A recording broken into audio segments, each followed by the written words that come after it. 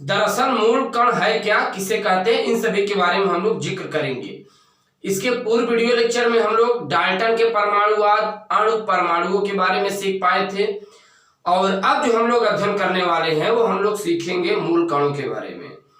बच्चों, मूल कण कहाँ पाए जाते हैं? दरअसल मूल कण परमाणुओं में उपस्थित होते हैं। कुछ पार्टिकल जो होते हैं परमाणुओं में उपस्थित होते हैं, कुछ पार्टिकल परमाणुओं के नाभिक में उपस्थित होते हैं। परमाणुओं में दो प्रकार के मूल कण होते हैं, एक होता है स्थायी मूल कण, वही दूसरा होता है अस्थायी मूल कण। अगर अस्थायी मूल कणों के बारे में बात करें तो वो होते हैं जैसे इलेक्ट्रॉन, प्रोटॉन और न्यूट्रॉन। राइट। दरअसल ब्रह्मांड का ऐसा कोई परमाणु नहीं है जिसमें इलेक्ट्रॉन, प्रोटॉन, न्यूट्रॉन न उपस्थित हो, बट हाइड्रोजन का एक समस्थानिक होता है प्रोटियम, जिसमें न्यूट्रॉन नहीं पाए जाने की संभावना होती है। राइट। अस्थायी मूल कण वे होते हैं जो परमाणुओं के नाभिक में उपस्थित होते हैं और इनके विनिमय द्वारा उत्पन्न होते हैं। राइट। तो कुछ मूल कण हैं जो अस्थायी मूल कणों के अंतर्गत आते हैं, जैसे इलेक्ट्रॉन, प्रोटॉन, न्यूट्रॉन। इनकी प्रॉपर्टीज क्या होता है, इन सभी के बारे में जरा हम लोग अध्ययन करते हैं। जैसे यहाँ पर दिखाया गया है, कण के नाम इलेक्ट्रॉन, प्रोटॉन और न्यूट्रॉन तीन होते हैं, तीनों के बारे में जानना है। खोजकर्ता कौन थे, इनका चिन्ह क्या होता है, परमाणु आवेश क्या होता है, द्रव्यमान क्या होता है, द्रव्यमान एमयू में क्या है। कई बार बच्चों डिप्लोमा जैसे परीक्षाओं में, कंपटीशन परीक्षाओं में, बोर्ड जैसे परीक्षाओं में इन्हीं से प्रश्न बने हैं। राइट। इन सभी के बारे में जानने से पहले थोड़ा इनकी प्रॉपर्टीज के बारे में अध्ययन कर लेते हैं हम लोग।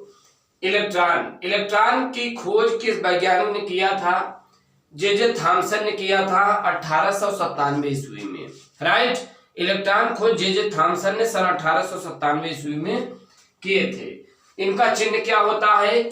ई या -1 ई नॉट। ये चीजें आपको ध्यान में रखना, ई या -1 ई नॉट, ये इलेक्ट्रॉन पर आवेश होता है। राइट। पॉजिट्रॉन पर आवेश +1 बीटा नॉट। बीटा का भी कभी कभी यही हो जाता है। तो इलेक्ट्रॉन का जो पॉजिट्रॉन का होता है +1 beta plus beta not, electron का -1 ई नॉट। राइट। आवेश कितना होता है? -1.6 × 10⁻⁻19 कूलम। राइट। और इनका द्रव्यमान किलोग्राम में कितना होगा? 9.1 × 10⁻31 किलोग्राम। और इनका द्रव्यमान एमयू में क्या होता है? 0.0054 होता है, ये एमयू में मापा जाता है। अच्छा, यही प्रोटॉन कण का अगर खोजकर्ता की बात करें तो रदरफोर्ड ने इसे खोजा था 1919 ईस्वी में। राइट। अगर इनके प्रतीक सिंबल की बात करें तो P,1 P1, ध्यान दीजिएगा बच्चों, P,1 P1, P,1 P1, ये इसका सिंबल होता है। अब इसका परमाणु आवेश कितना होता है? +1.6 × 10⁻⁻19 कूलम। वहीं इलेक्ट्रॉन का भी यही होता है, लेकिन इलेक्ट्रॉन पर -1 नेगेटिव आवेश, इस पर +1 पॉजिटिव आवेश। तो इस प्रकार से देखा जाता है। द्रव्यमान की बात करें तो इसका जो द्रव्यमान होता है, प्रोटॉन का जो द्रव्यमान होता है बच्चों, प्रोटॉन का भी द्रव्यमान जो होता है इलेक्ट्रॉन के द्रव्यमान के बराबर ही होता है। राइट। ये चीजें हम लोग ध्यान में रखना है। यहाँ पर जो इसका द्रव्यमान आएगा तो 1.67, तो यहाँ पर भी 1.6 लिखते हैं, × 10⁻⁻27 किलोग्राम। तो प्रोटॉन का द्रव्यमान, न्यूट्रॉन का द्रव्यमान लगभग अप्रोक्सीमेटली में होता है। अगर 1 ग्राम में होता तो -24 हो जाता दोनों में। अब आप एमयू में द्रव्यमान देख ही रहे हैं, 1.0072, 1.0086, ये न्यूट्रॉन का है। न्यूट्रॉन की खोज दरअसल चैडविक ने किया था। राइट। न्यूट्रॉन की खोज चैडविक ने किया था 1932 ईस्वी में, 1932 में। तो ये चीजें आपको ध्यान में रखना है। इनका जो चिन्ह होता है, सिंबल क्या होता है? N या नॉट N1। आवेश 0 होता है, कोई आवेश नहीं होता। अच्छा, इलेक्ट्रॉन, प्रोटॉन का द्रव्यमान लगभग सेम होता है। ये चीजें हम लोग ध्यान में रखें, लगभग पूरा बराबर होता है, थोड़ा साइज अप्रोक्सीमेटली में अलग होता है बस। अब यहाँ पे द्रव्यमान आप देख पा रहे हैं 1.0086 होता है, इसका मास होता है। राइट। तो एक फंडामेंटल हम आपको बता रहे हैं, फार्मूला बड़ा सिंपल है। ईंटा पर नाचे, शायद आप जानते भी होंगे, इस इलेक्ट्रॉन ईंटा पर नाचे, इस इलेक्ट्रॉन ट से थॉमसन, ईंटा हो गया, पर प से प्रोटॉन, र से रदरफोर्ड, नाचे, न से न्यूट्रॉन, च से चैडविक। तो अभी हम लोग सीख पा रहे हैं स्थायी मूल कणों के बारे में। ब्रह्मांड का ऐसा कोई मूल कण नहीं है जिसमें इलेक्ट्रॉन, प्रोटॉन, न्यूट्रॉन न पाए जाते हों, राइट। कभी कभी तो डिप्लोमा जैसे परीक्षाओं में से प्रश्न पूछता है ऐसा कौन सा परमाणु होता है कि जिसमें न्यूट्रॉन नहीं पाया जाता, जरा इसके बारे में हम लोग सीख लेते हैं, राइट।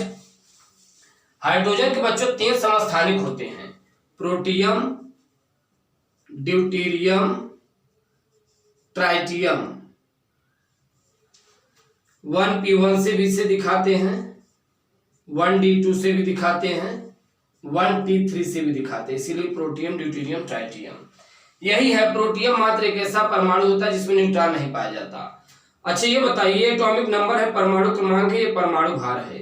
परमाणु क्रमांक किसे कहते हैं? नाभिक में उपस्थित जो प्रोटॉनों की संख्या होगी वो परमाणु क्रमांक हो जाता है, राइट। या कक्षाओं में उपस्थित इलेक्ट्रॉनों की संख्या वो परमाणु क्रमांक हो जाता है।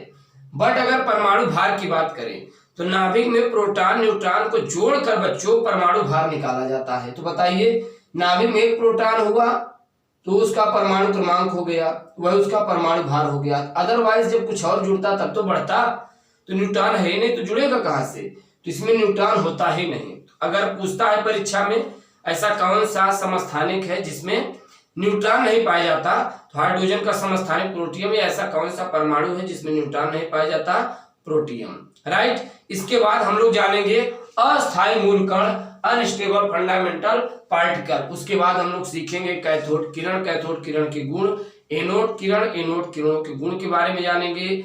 उसके बाद बच्चों हम लोग सीखेंगे डिस्कवरी ऑफ न्यूट्रॉन। यहाँ पे हम लोग न्यूट्रॉन की खोजकर्ताओं से गुणों संबंधित सीख पाए, बट वहां पर हम लोग जो जानेंगे डिस्कवरी ऑफ न्यूट्रॉन, यानी न्यूट्रॉन की खोज किसने किया था, इन सभी के बारे में हम लोग सीखेंगे, राइट। उसके बाद काफी कुछ परमाणु मॉडल दिए गए हैं वैज्ञानिकों के अनुसार। धीरे